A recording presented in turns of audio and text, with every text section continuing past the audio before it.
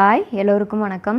இன்றைக்கி நம்ம வந்து சப்பாத்தி எக் நூடுல்ஸ் எப்படி பண்ண போகிறோன்னு தான் பார்க்க போகிறோம். அதுவும் மண் சட்டியில் பண்ண போகிறேன். அதுக்கு வந்து மண் சட்டியில் நல்லெண்ணெய் சேர்த்துக்கிட்டேன். அதுக்கப்புறம் கடுகு சீரகம் போட்டோன்னே பொரிஞ்சோடனே சும்மா ஃப்ளேவருக்காக ஒரு சின்ன துண்டு பட்டையும் 2 கிராம்பும் சேர்த்துக்கிட்டேன்.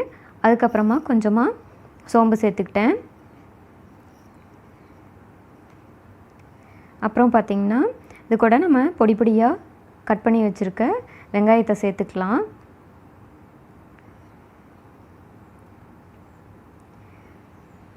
வெங்காயத்தை சேர்த்துக்கிட்டு அது கூட நம்ம கொஞ்சமாக உப்பு சேர்த்துக்கலாம். அப்போ தான் வந்து வெங்காயம் கொஞ்சம் நல்லா வதங்கும். உப்பு சேர்த்துக்கிட்டு நல்லா கிளறி விட்டுக்கலாம். அப்புறமா அது கூட ஃப்ரெஷ்ஷான கருவேப்பிலை கொஞ்சம் சேர்த்துக்கலாம். கருவேப்பிலை சேர்த்து நல்லா மிக்ஸ் பண்ணி விட்டு அது நல்லா வதங்குற வரைக்கும் வெயிட் பண்ணலாம். அப்புறமா நான் இஞ்சி பூண்டு வந்து இடிக்கல்லில் இடித்து வச்சுருக்கேன். நான் பேஸ்ட்டாக அரைச்சி போடல. அந்த இடித்து வச்ச போட்டு நல்லா வாசனை போகிற வரைக்கும் வதக்கிக்கலாம். பச்சை வாசனை போகிற வரைக்கும் வதக்கிட்டு அதுக்கப்புறமா நாம் கட் பண்ணி வச்சுருக்க நல்லா பழுத்த தக்காளியை கட் பண்ணி வச்சுருக்க தக்காளியை ஆட் பண்ணிக்கலாம்.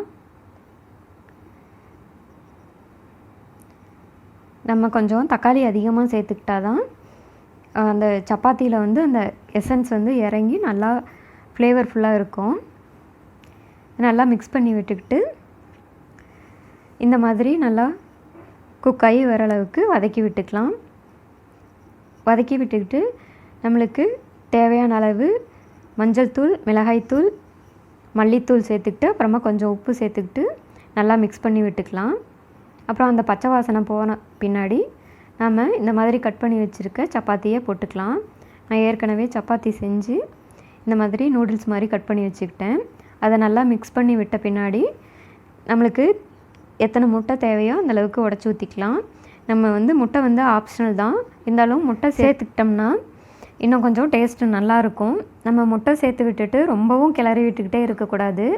அது ஒரு மாதிரி கொத்து சப்பாத்தி மாதிரி ஆயிரும். நம்ம ஓரளவுக்கு மிக்ஸ் ஆகிற அளவுக்கு கொஞ்சம் லைட்டாக பரட்டி விட்டுகிட்டே இருக்கலாம்.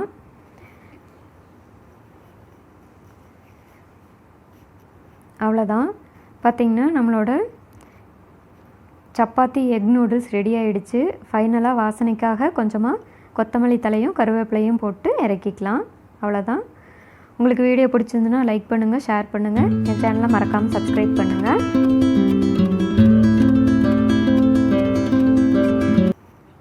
This video is sponsored by BuyMote e-shopping mobile app. இந்த ஆப் வந்து நான் டிஸ்கிரிப்ஷனில் லிங்க் கொடுக்குறேன். நீங்கள் போய் செக் பண்ணி பாருங்கள், டவுன்லோட் பண்ணி யூஸ் பண்ணிக்கோங்க. நம்ம ஆப்லேயே போயிட்டு கிராசரிஸ்லாம் பர்ச்சேஸ் பண்ணிக்கிட்டு பே பண்ணிட்டோன்னா வீட்டுக்கே டோர் டெலிவரி கொடுத்துருவாங்க. உங்கள் மணியும் சேவ் பண்ணிக்கலாம். தேங்க்யூ.